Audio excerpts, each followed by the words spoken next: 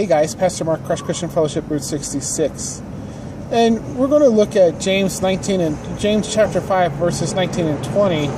It says, "Brethren, if anyone among you wanders from the truth, and someone turns him back, let him know that he who turns a sinner from the error of his way will save a soul from death and cover a multitude of sins." So this is talking about another form of type of love that you would guide your brothers or your sisters back on track when they're falling away. You know, I was reading in 2 Corinthians today, and it was talking about where Paul was talking about that we are to judge each other with inside the fellowship.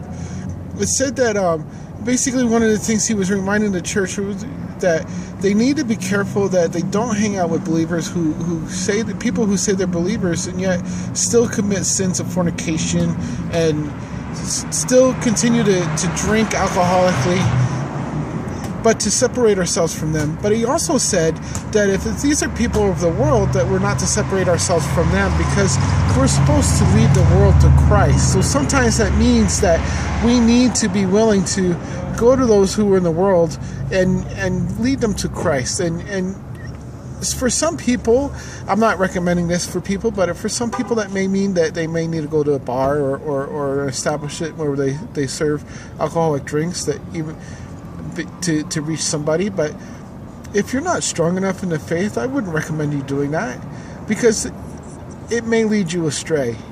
So what I'm saying with all this is that James talks about this, Paul talks about this, that we need to encourage each other to stay on track. And we need to continue to reach to those around us in the world and love on them and show them the right way. And of course we know that the way we could find that is through Christ.